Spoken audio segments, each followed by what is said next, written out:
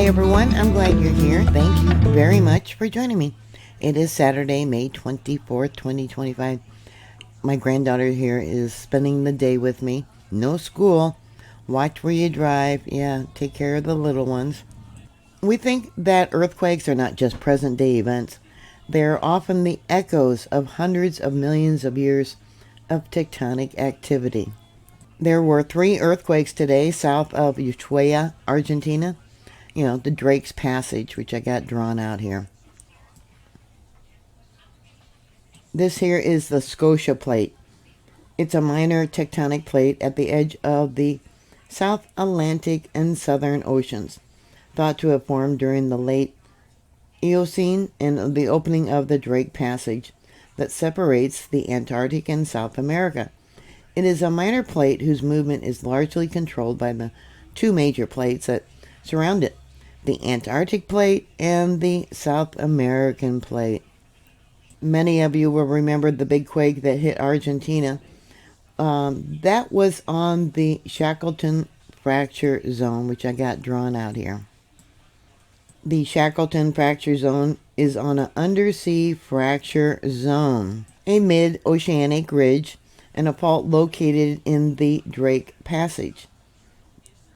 It is at a point of separation between the Scotia Plate and the Antarctic Plate. And there's been a lot of earthquakes there and aftershocks ever since they had that magnitude 7.4 right there. That occurred on May 2nd. Yeah, 3 in one day.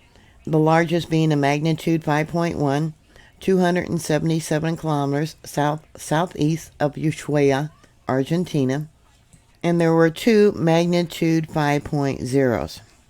No felt reports were sent into USGS. Here is one, and here is the other.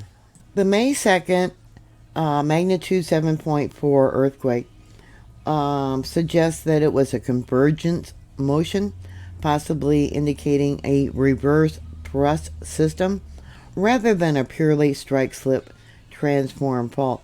Here you can see it. You know, it does have the possibility of movement here. But this one, they actually had a tsunami warning about. There was several tsunamis. They weren't significant and no damage was reported from them. There used to be a lot of arguments about this fault zone, saying it was not a convergent boundary, not a subduction zone, but yeah, the earthquake and the aftershocks proved otherwise. Yeah, along with the tsunami. Yeah, the plates are moving. We got the Antarctic plate moving towards the north. Yeah, putting a lot of pressure on this different fault zones.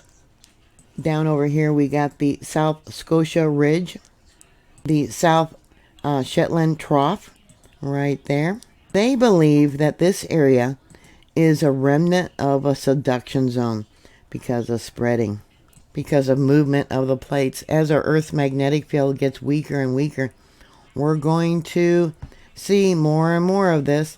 Back in 1949, there was a magnitude 7.7 to a 7.6 because of the movement of this area.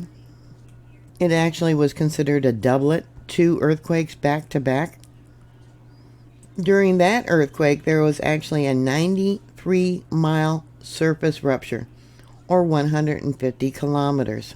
The focal mechanism indicated a combination of strike-slip and compression tectonics. And that actually occurred between the Scotia Plate, the continental crust, and the Antarctic oceanic crust. I'll bring that out.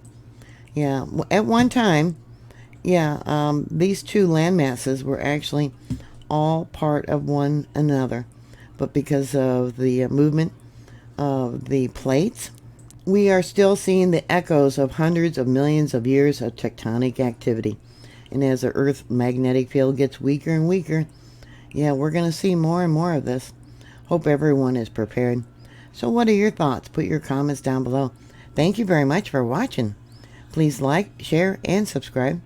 And I'll talk to you later. God bless you. Bye.